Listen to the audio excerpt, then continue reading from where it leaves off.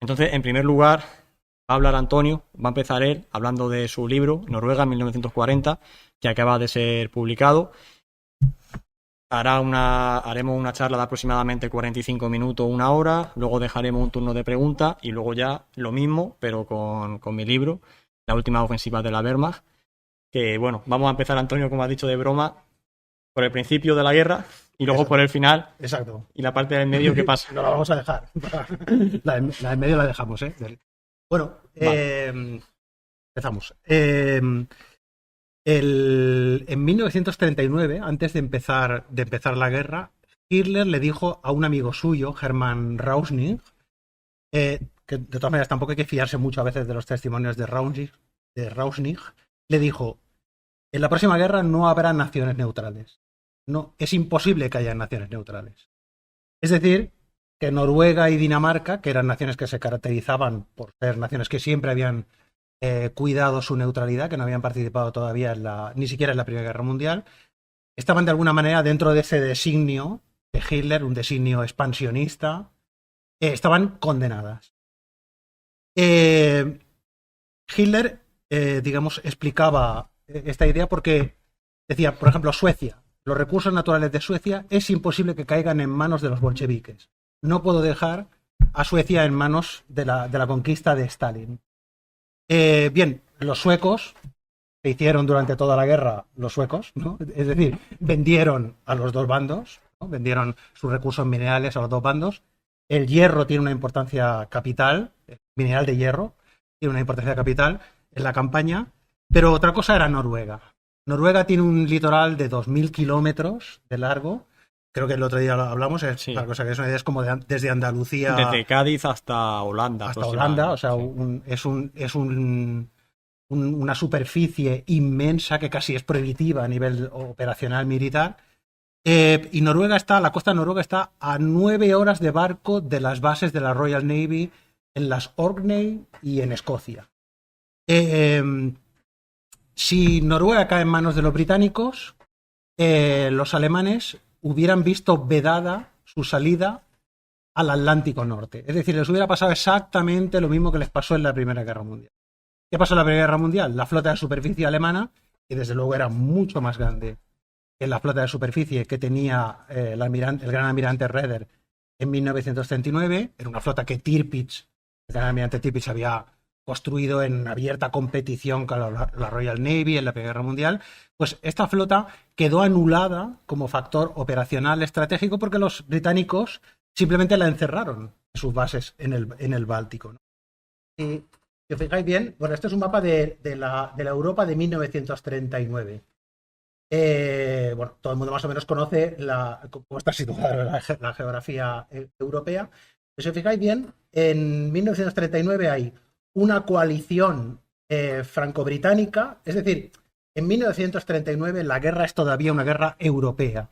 No es una guerra como luego va a entrar la Unión Soviética en junio del 41, Estados Unidos va a entrar en diciembre del 41, etcétera. Es todavía una guerra, una pequeña guerra europea que enfrenta a una coalición que es Gran Bretaña y Francia contra Alemania. Aquí hay un error en el mapa porque Italia se ha sumado, de hecho, con colores, digamos, a Alemania, pero Italia va a entrar en guerra en junio de 1940.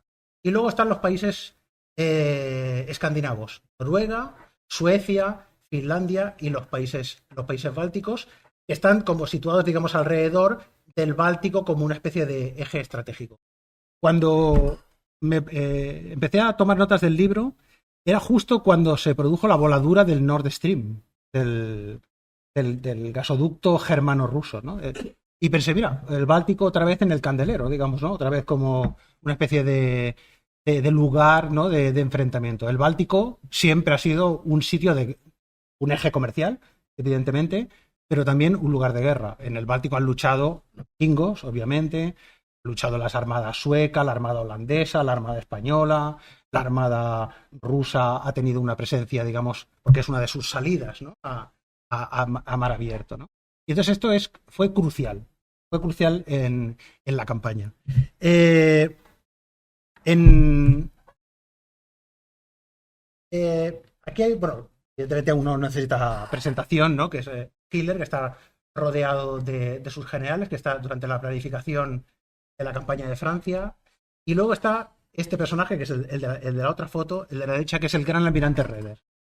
El papel de Redder, que es el jefe de la Kriegsmarine, es esencial. ¿Por qué? Porque después de la campaña de Polonia, Hitler no tiene ningún plan. No tiene ningún plan. Se supone que va a invadir Francia. El Estado Mayor del Ejército de Tierra, sobre todo, está trabajando en el plan de operaciones para invadir Francia y los Países Bajos y tal. Pero Hitler, en principio, contrariamente a lo que luego la propaganda incluso promocionará de una victoria relámpago, ¿no? sobre Francia, la famosa Blitzkrieg, ¿no? La guerra relámpago. Hay que decir que los alemanes nunca llamaron a su guerra de movimiento, nunca la llamaron Blitzkrieg. Esto es un invento de la prensa. Ellos le llaman Bebegungskrieg, guerra móvil. Ellos no le llaman. Y de hecho, no me voy a ir un poco eso. La guerra móvil alemana no es más que la aplicación de la guerra agresiva, de la guerra en busca de una batalla de cerco y aniquilación de la época de Federico el Grande. Es decir, los alemanes en la Segunda Guerra Mundial prácticamente no inventan nada. Lo único que añaden son los blindados y sobre todo el apoyo de la Luftwaffe, de la aviación. Porque la aviación permite añadir una artillería que alcanza muchísimo más que cualquier artillería. O sea, en la Primera Guerra Mundial podían lanzar una ofensiva, las tropas iban a una determinada distancia, pero luego había que mover los cañones para llegar a la misma distancia que ellos y seguir avanzando. La aviación, obviamente, parece de perogrullo esto, pero la aviación te permite ir más adelante constantemente, incluso aniquilar al enemigo antes de que tú llegues. Esta es básicamente la única innovación que introducen los alemanes en la Segunda Guerra Mundial a la guerra de movimiento, que es una guerra típica alemana de las guerras cortas pero enérgicas que decía Federico el Grande. Entonces, Redder dice, la gente del ejército de tierra me va a quitar todo el protagonismo. Es decir, van a ganar la guerra sin que la Kriegsmarine, mi pequeña Kriegsmarine, pero preciosa Kriegsmarine de alguna manera, intervenga en la guerra. Entonces empieza a hacer como lobbying, de alguna manera, empieza a hacer como guerra de influencias con Hitler para convencerle de que la Kriegsmarine puede participar en la guerra. ¿Y cómo? ¿Cómo es? Pues conquistando unas bases litorales en Noruega que le permitan a la Kriegsmarine evitar el callejón de salida, el callejón sin salida del que antes hemos hablado. Es decir, que los ingleses no encierren a la Kriegsmarine, a la marina alemana, que no la encierren en sus bases del Báltico.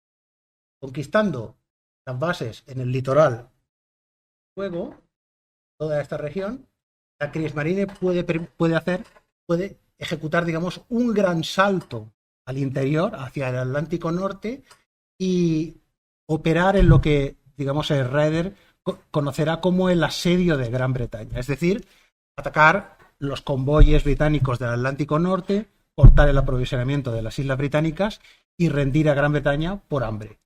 Las islas británicas, como su mismo nombre indica, son unas islas y por lo tanto dependen exclusivamente de todo lo que traen del resto del imperio para sobrevivir. Si los alemanes cortan esa ruta de suministro, Gran Bretaña está acabada. Hitler al principio no quiere atacar Noruega.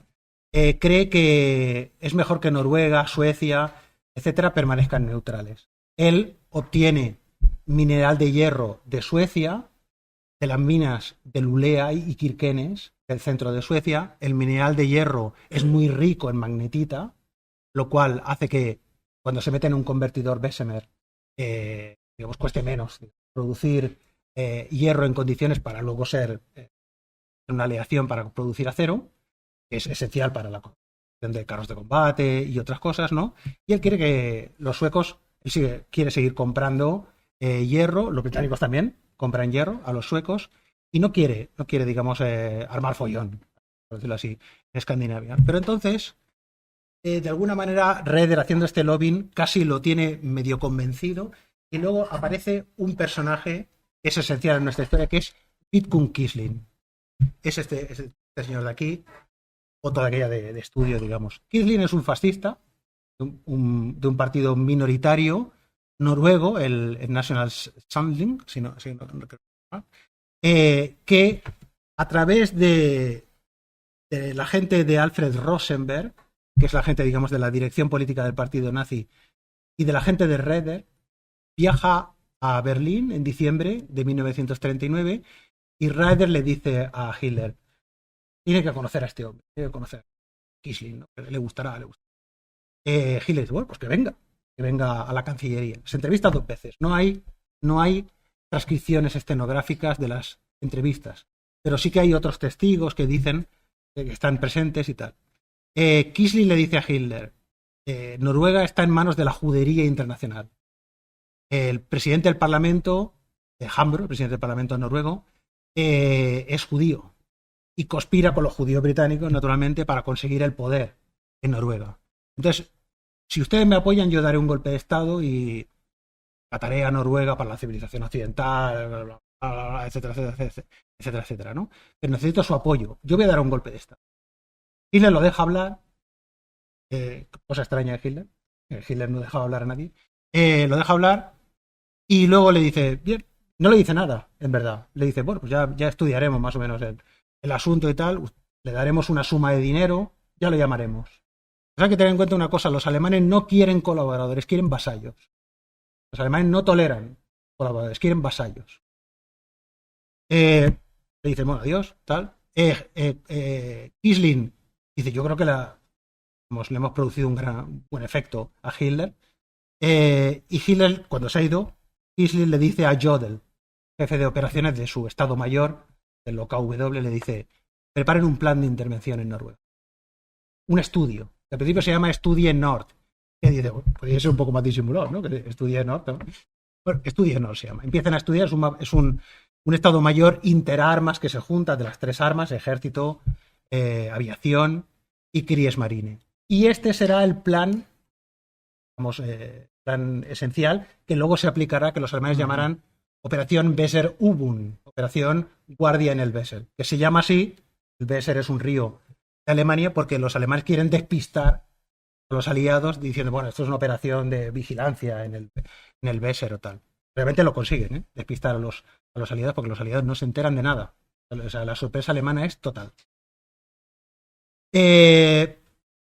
Este plan sigue adelante, sigue su curso, y entonces se produce un hecho esencial. Aquí, por cierto, vemos la comparación entre la armada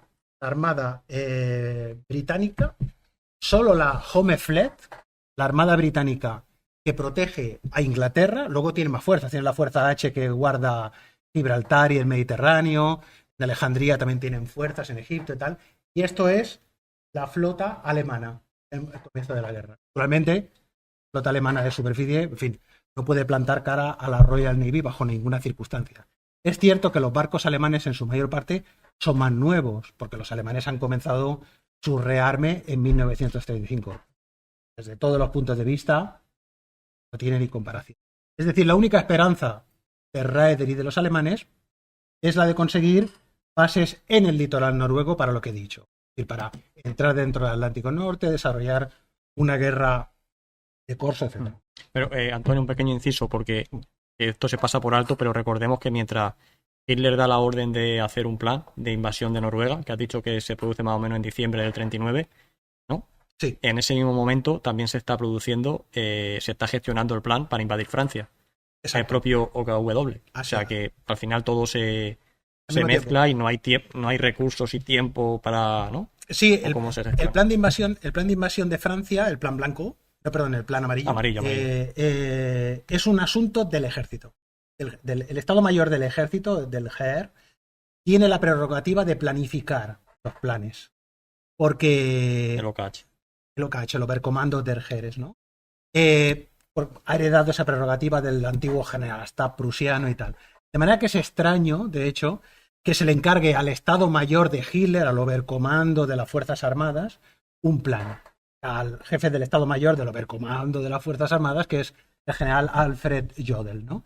Pero bueno, tiene sentido, porque va a ser una operación de las 3 armas. Porque claro, Noruega solo puede ser invadida por mar y por aire. No puede ser, las tropas no tienen ningún sitio por donde cruzar por tierra, ¿no? Por lo tanto, es inteligente que los alemanes utilicen Sí. un Estado Mayor, una operación interarmas, lo que se llama ahora en la guerra moderna una operación combinada. Además, la operación esta Weserübung es una operación modélica porque es la primera interarmas que van a hacer los alemanes y que prácticamente no van a hacer ninguna más, ¿no? Pero es una operación modélica en ese sentido. O sea, tenéis que pensar, digamos, que es una operación casi perfecta alemana y una de las chapuzas más grandes desde el punto de vista aliado. O sea, un desastre. O sea, mientras vas documentando te vas diciendo, pero ¿cómo puede ser tan melones los otros? O sea, ¿cómo puede ser tan absolutamente obcecados y burros? En el sentido de que están haciendo todo mal. Como dijo uno en el podcast, en un podcast que hice sobre el libro, es cuando se reúnen el gabinete de guerra británico, la mayor parte de las veces no deciden nada. Después de 8 horas de reunión no deciden nada. Pero es que cuando deciden algo es peor. O sea, cuando deciden algo es peor aún. O sea, porque hay decisiones tales como, bueno, la evacuación. Bueno, la evacuación, esto ya lo pensaremos mañana. O sea, lo postergan a mañana. Cosas así, o sea, que no son cosas de enviar 4 tíos, no, sino de una operación de evacuación. Bueno, se hace tarde, son las 8 de la tarde. ¿Qué tal si quedamos mañana por la mañana a las 7 o las 8 de la mañana? Bueno, está, y aquella gente cayéndole bombas, ¿no? O sea, me refiero que no hay. Es una chapuza terrible, terrible por el bando aliado. Bueno, no sé si querías. No, bueno, luego también quiero destacar que se habla mucho de la Kriegsmarine, sobre todo de los submarinos y tal, pero cuando empieza la guerra realmente el ejército alemán, o sea, bueno, la Kriegsmarine tiene menos submarinos que Francia, por ejemplo, está Sí, muy a la par, o sea que realmente no pensemos en una Kriegsmarine fuerte, porque a nivel de Francia o Gran Bretaña está muy por debajo en todos los aspectos. sí, sí. Yo creo que esto de la guerra tiene operacionales. Los alemanes tienen, creo que 46 submarinos, pero de ellos quizá menos de la mitad son capaces de operar en el Atlántico Norte. Hay algunos submarinos que son submarinos que se utilizan, submarinos escuela, digamos, que se utilizan para entrenar a las tripulaciones y tal, pero en el Atlántico Norte tú metes un bicho de esos y cuando vuelve la tripulación a la base dices, o sea, nunca más, ¿eh? O sea, pero que eso se mueve como un cascarón. Es decir, los submarinos capaces de operar contra el tráfico mercante británico no. De hecho, a ver, Alemania nunca tuvo capacidad para rendir a Gran Bretaña ni con la guerra submarina ni con la guerra. Y cuando se sumó la Armada Británica a la guerra, perdón, la Armada Británica, la Armada Norteamericana, apaga y vámonos. El sistema de convoyes lo hacía prohibitivo. A eso hay que añadir también Ultra. Bueno, conocéis, me imagino que todo el mundo más o menos conoce el tema de descifrado Ultra, ¿no? O sea, eh, así como la Kriegsmarine leía el código naval británico desde la Guerra Civil Española, los británicos leían el código, varios códigos secretos de la máquina Enigma alemana, descifrado. Y por lo tanto, prácticamente podían estar al tanto de lo que iban a hacer los alemanes. Eh, Primero, no a demasiada velocidad, pero yo creo que a partir del año 43, prácticamente a tiempo real. Lo que ocurre con la máquina Enigma era que al principio ni los británicos ni los franceses tenían un sistema capaz de diseminar esa información que conseguían, de diseminarla con eficacia hacia los escalones de mando. Es decir, tú interceptas un montón de mensajes, pero luego tienes que armar un puzzle para que ese mensaje signifique algo, ¿no? Entonces, cuando la mayor parte de analistas de inteligencia estaban en Francia, con la Fuerza Expedicionaria Británica, y no tenían, los que habían quedado no tenían capacidad. Luego, aparte, lo que siempre pasa, los del almirantazgo no se fiaban de los de la RAF, los de la RAF no se fiaban de los del ejército, los del Foreign Office decían, bueno, esto es del almirantazgo, no sé qué, esa es típica rivalidad de armas. Fue luego cuando centralizaron Bletchley Park y en condiciones cuando, de hecho, se convirtió en una de las armas más eficaces. Y bueno, ahora que ya nos has puesto en contexto, sobre todo por el tiempo y tal, Sí. si puedes hablar de una vez que los alemanes planifican su invasión sobre Noruega, ¿cuál es el objetivo de cara a tomar Noruega? Sí, Hacer que el gobierno colapse, tomar los principales puertos, ¿cuál es el objetivo? sí, bueno, veis el mapa, o sea, Noruega, digamos, el interior de Noruega no importa para nada. Es decir, lo único que importa en Noruega son los puertos. Entonces, los alemanes envían un contingente naval a 6 objetivos. Oslo, la capital. Sí, no, Oslo, la capital, y luego está Kristiansand, Stavanger, ahí. Bergen, ¿sí?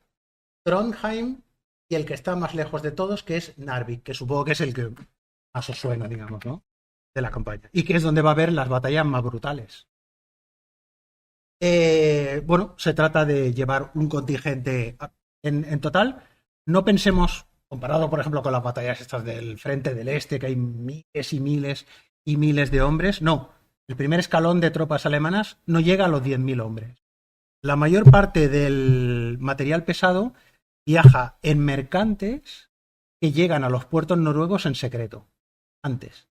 Y las tropas son trasladadas allí en buques ligeros, destructores, lanchas torpederas, etc. Luego también hay que decir una cosa, y es que como los alemanes necesitan bases cuanto más al norte mejor para apoyar a las tropas, junto con Noruega va incluido la invasión de Dinamarca.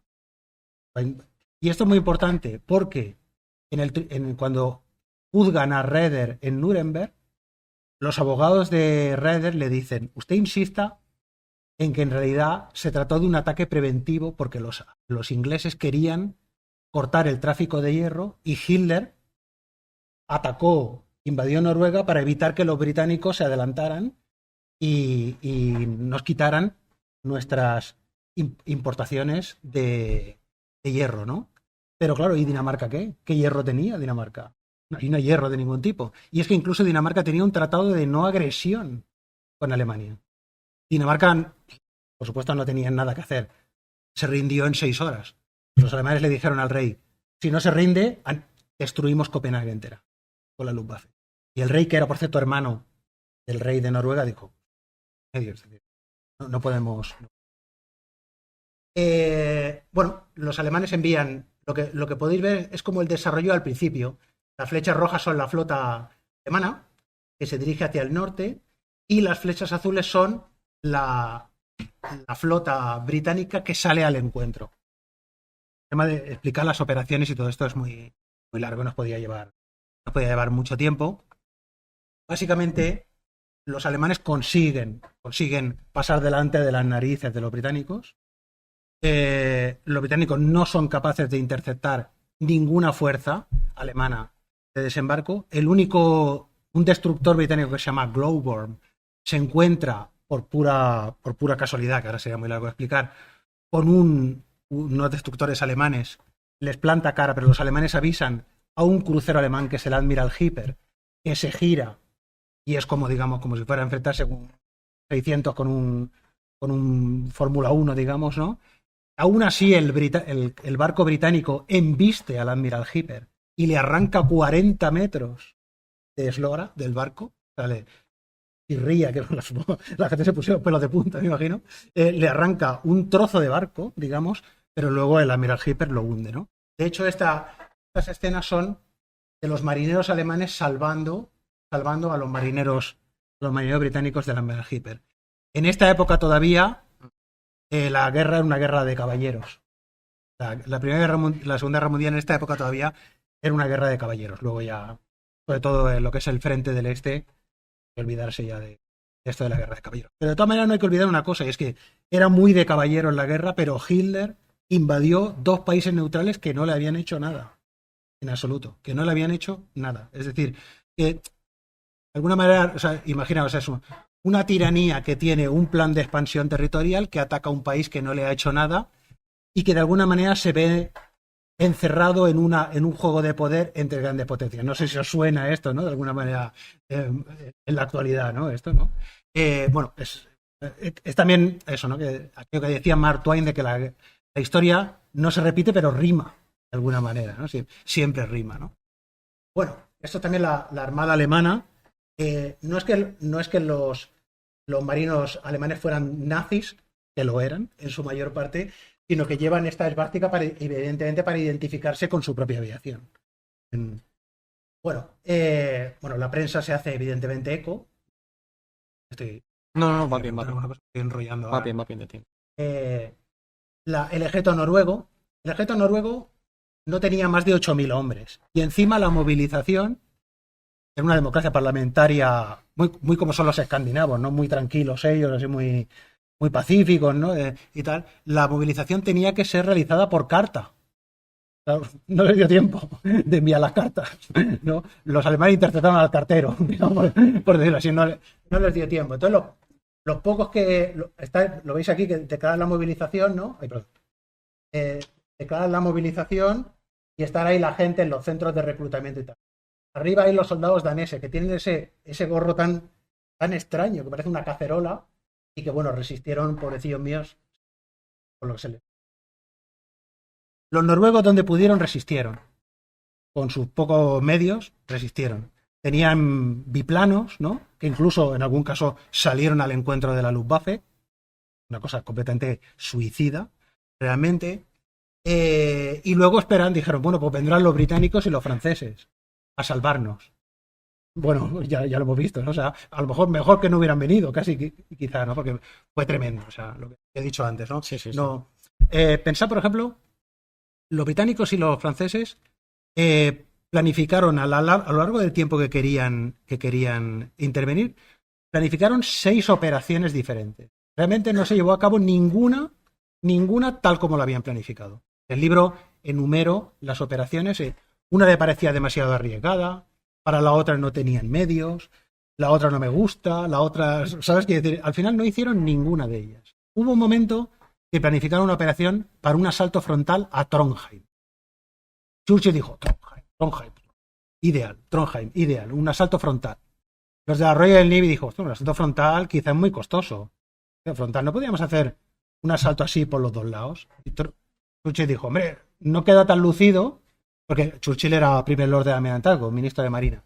Pero claro, quizás sí que es verdad que vamos a perder mucha fuerza, porque hay que tener en cuenta que el cielo está dominado por la Luftwaffe. Esto es otro factor esencial también en la operación, y es que se acaba un modo de hacer la guerra antiguo y emerge un modo de hacer la guerra moderno. La Royal Navy, con todo su poder, no puede nada ante un cielo completamente dominado por la aviación alemana. Y es que no aprendieron nada, además, luego, los británicos, no aprendieron nada. O sea, siguieron cometiendo los mismos errores en Francia, en Creta, en Grecia, al principio en el desierto, etcétera, etcétera. No aprendieron absolutamente nada. Bien, pues, entonces dice, bueno, pues, en fin, en vez de esta operación que se llama Operación Hammer, Hammer queda chulo, ¿no? Queda martillo y tal, pues hagamos una operación de flanqueo. Es decir, en vez de desembarcar directamente en Trondheim, desembarcamos en Namsos, al norte, y desembarcamos en Andalsnes, al sur.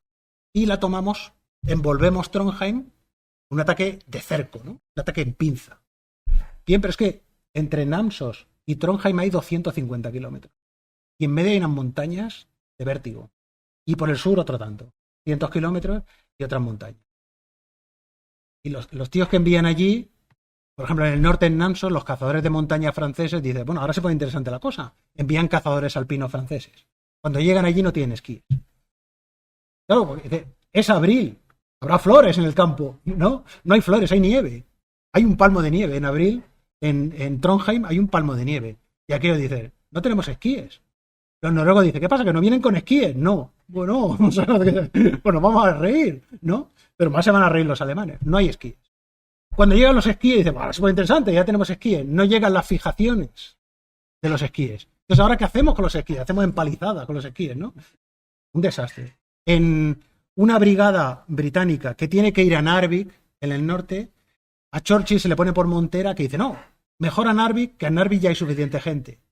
Vamos a que la envíen, la dirijan a Namsos. Pero es sobre la marcha, es decir, ya están en el barco y ya van en dirección a Narvik. Cuando llegan a Namsos, los oficiales sacan los mapas y dicen, los mapas son de Narvik. O sea, claro, no tienen los mapas de Narvik. O sea, no sirve para nada.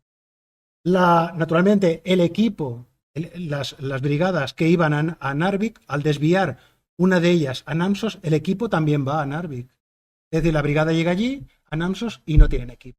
Y además nadie ha preguntado, bueno, Namsos, ¿cómo es el puerto de Namsos? ¿Hay noruegos en Namsos? Nadie lo sabe. Hay uno que le pregunta, ¿hay noruegos en Namsos? Y los planificadores le dicen, hijo, ahora no es momento de ocuparse de eso. Ya, pues, ¿qué Es decir, salimos mañana por la mañana.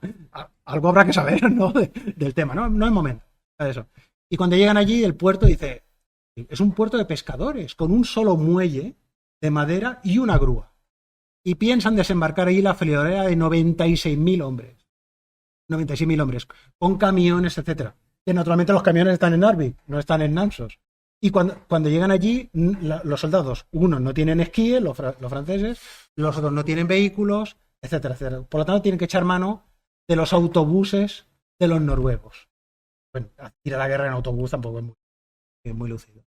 No me lío. Sí. No, bueno, yo ya quedan 10 minutos para dejar un turno de pregunta y tal. Y nada, si puede hablar sobre el episodio final de Narvik. Que antes has hablado del tema de la importancia de la Luftwaffe, sobre todo. Sí. Y cómo esto va a pasar también luego en campañas terrestres de la Segunda Guerra Mundial en otro teatro que no sea Noruega. Y en el momento en el que la Luftwaffe pierde la cobertura aérea por distancia, se nota muchísimo.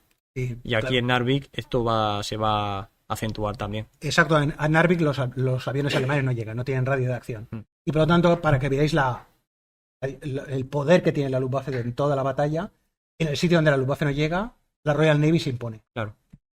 Ha habido 10 destructores alemanes que han entrado dentro del fiordo para llevar cazadores de montaña alemanes, de la tercera división de montaña alemana, dentro, y los británicos entran dentro del fiordo y se cargan los 10 destructores alemanes en 2 batallas, una el 10 de abril y otra el 13 de abril, el mejor espíritu aquel de Drake y tal, ¿no? De para adentro y los cargamos tal, ¿no?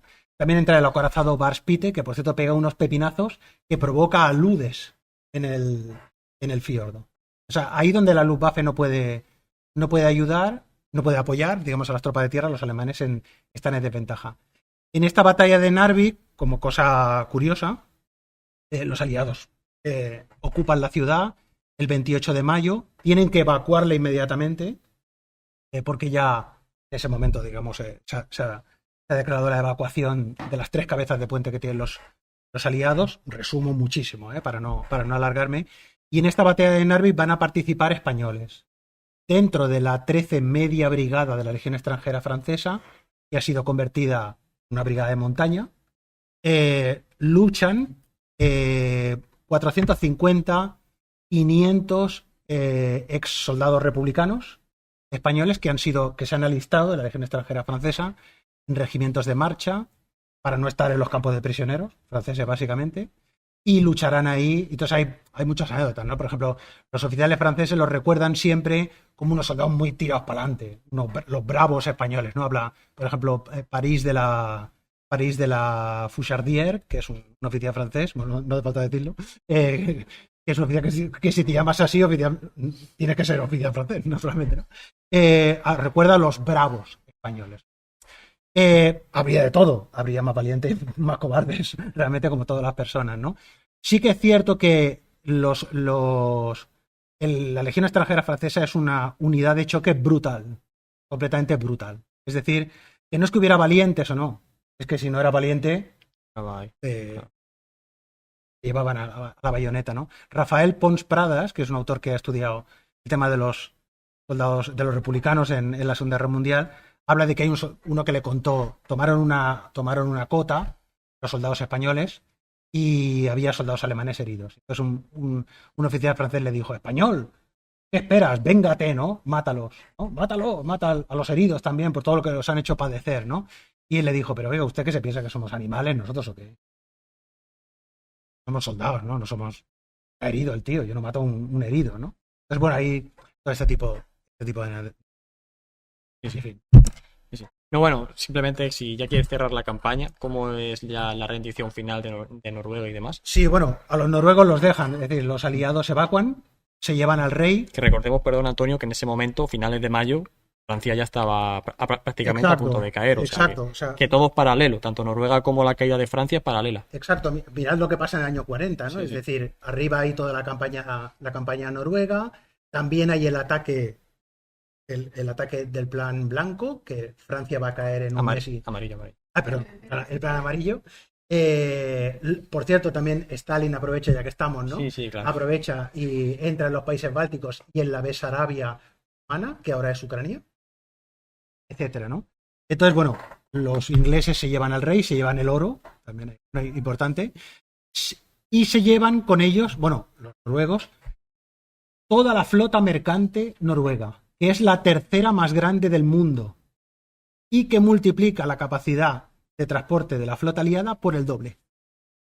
Se lleva la flota petrolera noruega, que es la segunda más grande del mundo y que multiplica por 15 la capacidad de transporte de petróleo. Es decir, estos dos elementos ya bastan para justificar cualquier cosa, porque va a ser crucial en la batalla del Atlántico. O sea, si miráis las estadísticas de los petroleros alemanes es como así, y la de los petroleros aliados es así. Es decir, ¿qué dices? ¿Pero dónde va, chaval? ¿No? O sea, no solo no tienes petróleo, que se lo tienes que pedir a los rumanos o conquistarlo en la Unión Soviética, sino que luego tampoco tienes capacidad para transportarlo.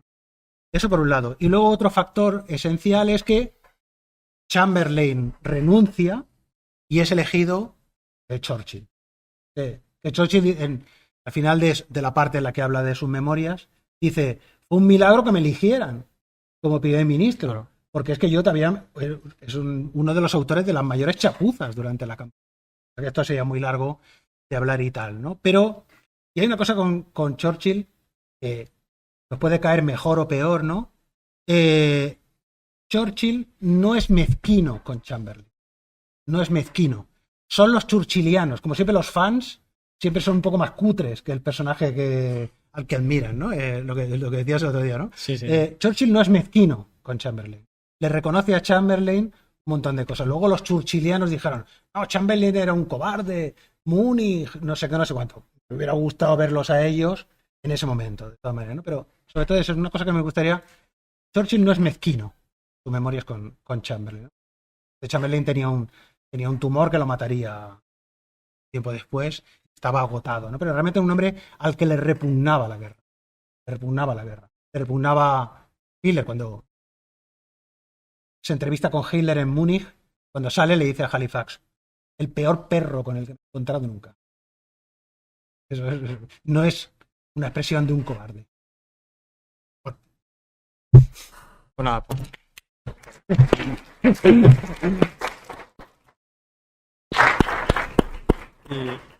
Y bueno, y ahora pasamos a un turno de preguntas. Si alguien le quiere preguntar algo a Antonio sobre...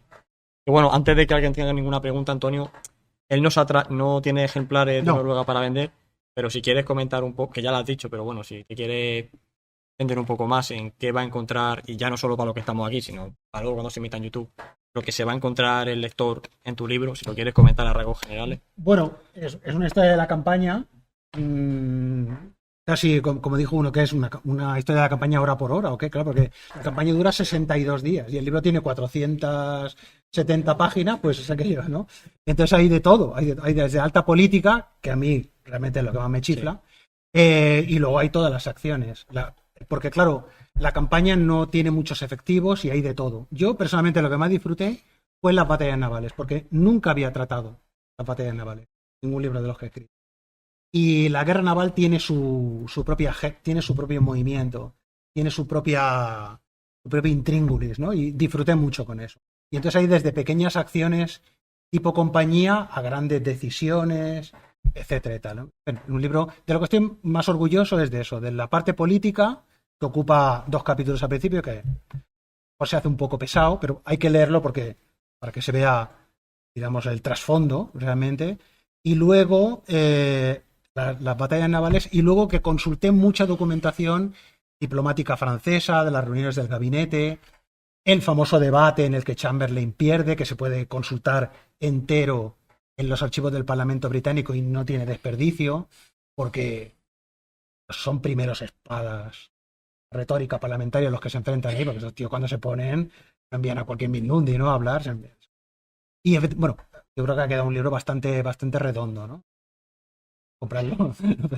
Y si lo leéis ya, bueno, ahora. Vale, pues si alguien tiene alguna pregunta para Antonio. Julián.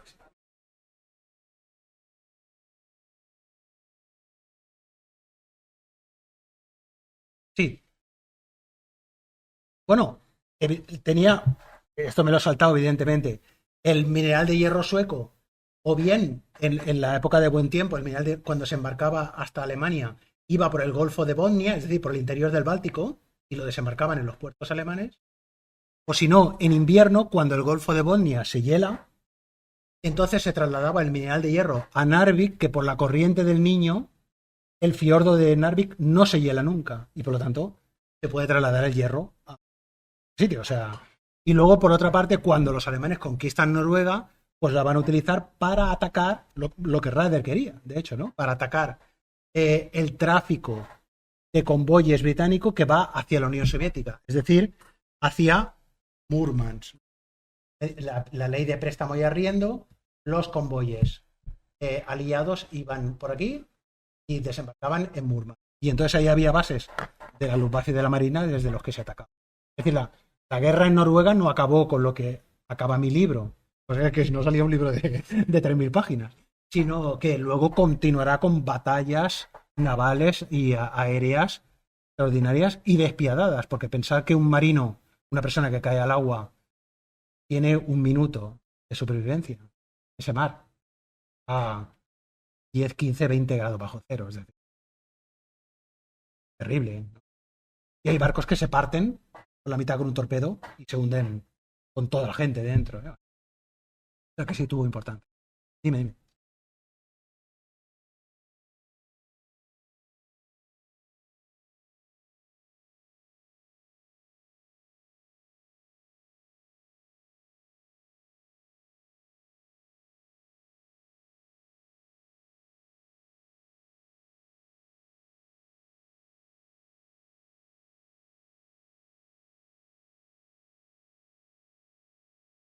Los aviones en Noruega.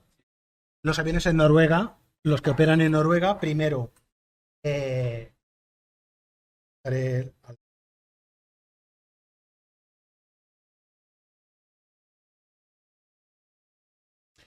los aviones en Noruega vienen de las bases en Dinamarca, que la conquistan. Por ejemplo, hay una base aquí en Aalborg. Y luego también los alemanes utilizan aeródromos avanzados. Por ejemplo, se apoderan del aeródromo de Sola, del aeródromo de Fornebu también. Y luego acondicionan pistas en Trondheim y en Bergen. Y por lo tanto, desde ahí, con depósitos suplementarios de combustible, sí que van avanzando y van llegando. Pero aquí a Narvik, excepto los Cóndor, los Focke-Wulf Cóndor, no llegan nunca. Es decir, van como progresando hacia el norte y van trasladando mediante puente aéreo la gasolina y también piezas de recambio, etcétera, hacia el norte. Es esto lo que hacen. Pero hasta Narvik prácticamente no llegan. No llegan ni siquiera los Heinkel 111 ni los Junker 88 llegan. Solo los Focke-Wulf Cóndor, que son aviones con mayor radioactividad.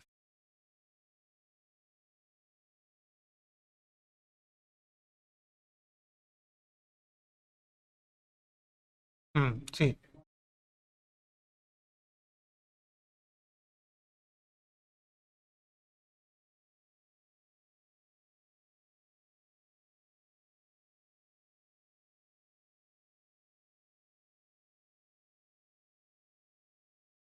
Por en el llegó a tener pues cerca de 500.000 de hombres, Sí, sí. porque claro, los aliados multiplicaron las operaciones de engaño para convencer a Hitler de que iban a desembarcar en Noruega, etcétera, etcétera, ¿no?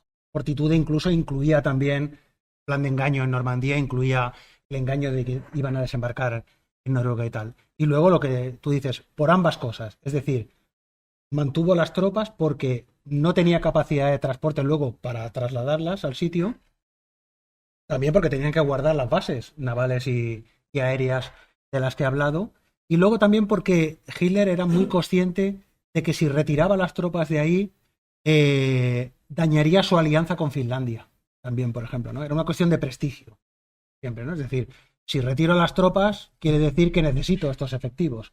Y los finlandeses, que siempre miraron un poco de reojo, los finlandeses dijeron, si no va a quedar aquí solos que este tío, ¿sabes? Miraron siempre diciendo, si al primer signo de debilidad, nosotros nos retiramos, ¿no?, de la guerra. De hecho, hay una nota muy famosa, y es que Mannerheim, el mariscal, el mariscal de campo finlandés, va a una entrevista con Hitler, y Hitler no toleraba que fumaran delante de él, ¿no? Y Mannerheim era un fumador empedernido. Y en un momento determinado, como a comienzo del 44 o así, Mannerheim nos acordaba y se encendió un pitillo. Y Hitler no dijo nada. Y Mannerheim dijo, en ese momento supe que Hitler estaba perdiendo la guerra. Que si no me dice nada, ¿sabes? Pues, bueno, es una anécdota esta de la bandería que se dice, ¿no? Seguramente no fue así, pero seguro que estos tíos están perdiendo, porque no me da el coñazo con esto de que apague el cigarro, no sé. Pero sí era muy, muy consciente de esto, ¿no? Del tema del prestigio y tal. Pero por lo que tú has dicho, evidentemente también. Sí. Sí, también.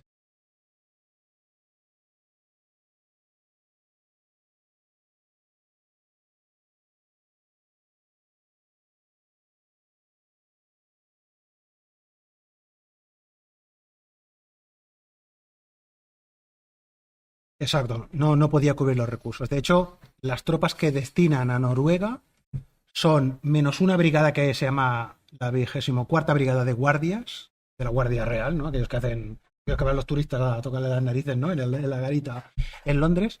Aparte de estos, las otras unidades británicas son tropas territoriales, es decir, son hombres mayores que por su misma definición lo dice, que son unidades que están pensadas para defender el territorio británico.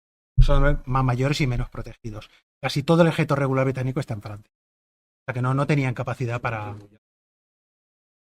También, tú a un hombre más, encima lo metes allí sin esquíes, sin raquetas, sin mapas, sin nada, y ya estás más vendido que... Sí, sí. También, de todas maneras, no penséis que las tropas alemanas que van a Noruega son tropas de primera calidad, ¿eh? Excepto la tercera división de montaña, que es la única que tiene experiencia en combate con los polacos. Todo el resto son divisiones de infantería de segunda oleada o tercera oleada, que también me refiero que son de hombres más mayores, armados generalmente con armamento checo o armamento polaco capturado, que no son tropas de élite ni nada, excepto los paracaidistas, pero utilizan un batallón de paracaidistas o más. No son tampoco tropas muy de calidad. Bueno,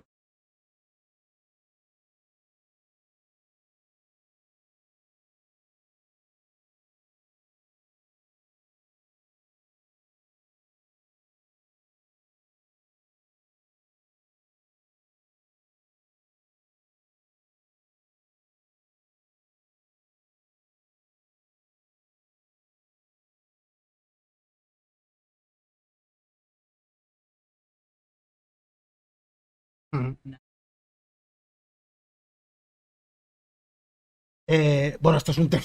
Este es un tema que a lo mejor... O sea...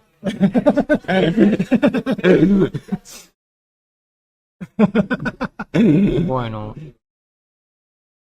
Hitler estaba siempre acostumbrado a salirse con la suya. Esto es una característica de Hitler. Está siempre acostumbrado a salirse con... Y han derrotado a Francia. A Francia, el enemigo secular de Francia. Ahí, mira, Halder, cuando acaban la batalla de Francia, le dice a su mujer: yo es que le diría a esta gente, hemos sido nosotros los que hemos ganado la batalla, el Estado Mayor, no Hitler. Hitler es un amateur, es el Estado Mayor, pero cualquiera le dice esto a este hombre, ¿no? Que sabes que sabes que ¿no? Entonces, no, están fiados en que van a destruir es un tema, bueno, larguísimo, ¿eh? Pero están fiados. Es decir, es uno de los casos de minusvaloración del enemigo más escandaloso de toda la historia de la guerra, de todas las guerras humanas. Es decir, es un... Y aún así, casi. y aún así, destruyeron a todo el ejército rojo que estaba movilizado antes del ataque. A todo el ejército rojo. Es probable que el ejército rojo lo destruyeran 3 veces durante la Segunda Guerra Mundial. 3 veces. En Bielorrusia atrapan a los rusos y es probable que es el equivalente a una cabeza nuclear táctica sobre el ejército ruso. Aún así. Luego, ejército... Puesto nada del invierno, ¿eh? Esto es un tema muy complejo. Pero Hitler estaba siempre acostumbrado a salirse con la suya. Y los generales eran un atajo de cobardes. También hay que decirlo. Un atajo de cobardes. Que además habían ganado. Es un atajo de cobardes que han ganado. Y luego el tío los ha nombrado mariscales, pensiones vitalicias. Guderian se compró una finca en Pomerania. El otro no sé qué, el otro no sé cuánto. ¿Eh? Manstein también. Manstein también ya tenía otra, ¿no? En fin. Quiere decir que son gente que... Y han ganado. Ganado.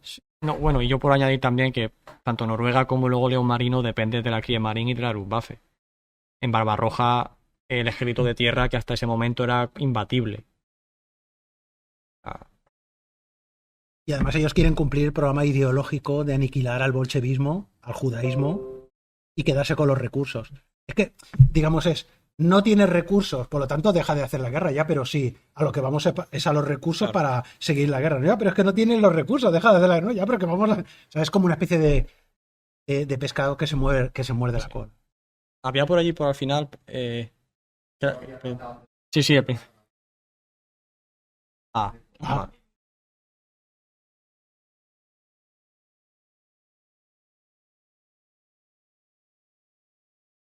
Claro, Una salvajada. claro, claro.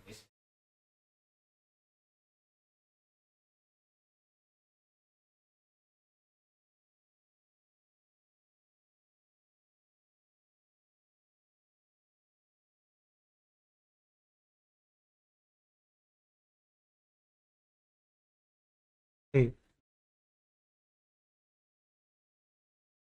Sí. En este sentido es una operación modélica también porque los alemanes habían estudiado muy bien, por ejemplo, las operaciones aéreas italianas en Abisinia y Etiopía. Luego habían protagonizado el puente aéreo que hace que Franco pueda cruzar con el ejército de África a Sevilla. Literalmente, son ellos los que lo hacen, sus técnicos, ¿no? Están muy interesados. Los británicos también habían hecho un puente aéreo, por ejemplo, en Irak, para liquidar una sublevación que hubo en los años 30. Están muy interesados, ¿no? Entonces, juntan esto, ¿no? Y también movilizan, por ejemplo, el 10º Cuerpo Aéreo de la Luftwaffe, que es el 10º Fliegerkorps, que es un cuerpo aéreo especializado en ataque antibuque, ¿no? Que se habían estrenado atacando los puertos de la República durante la Guerra Civil Española, ¿no? Aquí en Barcelona habían hundido 40 barcos el puerto, los alemanes. No con los mismos aviones que tenían en Noruega, porque tenían Heinkel 111 y Junker 99, allí tenían biplanos. Es decir, en ese sentido es una operación modélica, una operación muy bien planificada. Y aquí había una última.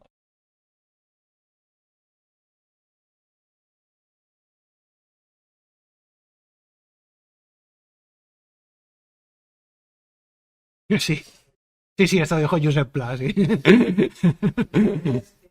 Pero muchísimo más. O sea, cero. O sea, al principio no sabía nada. Eso siempre me pasa lo mismo, ¿no? O sea, que te pones ahí y dices, bueno, esto ya lo quito, ¿no? No sabía nada, realmente. O sea, todos las dinámicas, ¿no? Porque todos los libros tienen como una... Voy aquí de escritor, ¿eh? Voy a hacer eso de escritor. Cada libro tiene una dinámica.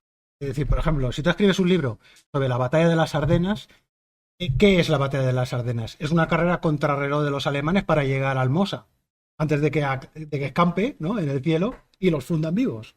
Literalmente, ¿no? Que Patton pone allí a rezar al capellán, ¿no?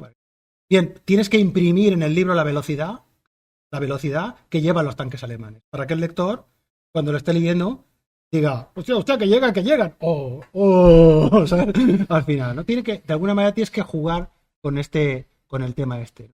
En cambio, en Noruega es un tema en el que la dinámica del libro era como una especie de comunicar al lector al principio todo este tema de la guerra de broma, ¿no? El tema de que los aliados operan como de la Primera Guerra Mundial, mientras que Hitler opera en otra dimensión.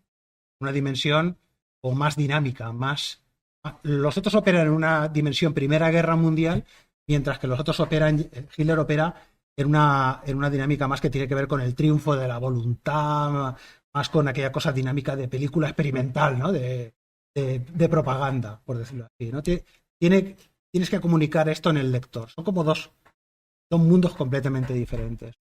Yo no soy un historiador profesional. Soy un escritor de novelas frustrado. No sé. Entonces, claro, siempre planteo los libros como una novela. La diferencia es que no me tengo que inventar la trama. Es decir, ya sé que al final Hitler y Stalin no se casan. Y mira que a veces parecía que sí, ¿eh? Pero que no. O sea, que no. Entonces, simplemente prima más realmente en mí el argumento de los personajes. mí lo que me fascina más son los personajes dentro de la estructura de la narración.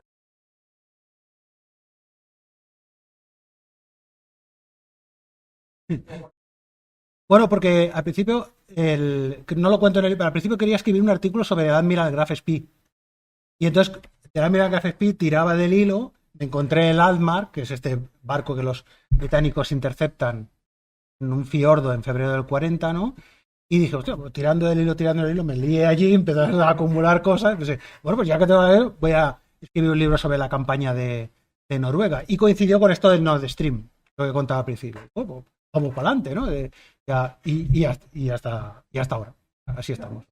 Sí, pues, Sí que es cierto. Pues no es una guía Michelin, es una guía Baedeker. Es la guía Baedeker. Pero sí, o sea, Falkenhorst, que no se llama Falkenhorst, por cierto, tiene un apellido polaco, pero lo había germanizado. Hitler lo llama y le dice, planifique, tiene este estudio Nord del que he hablado, ¿no? Y entonces ahora hace falta tener un comandante para las tropas de tierra, ¿no? Y este Falkenhorst había participado como jefe del Estado Mayor en la división alemana que había ido a ayudar a los blancos finlandeses en 1918 contra los bolcheviques finlandeses.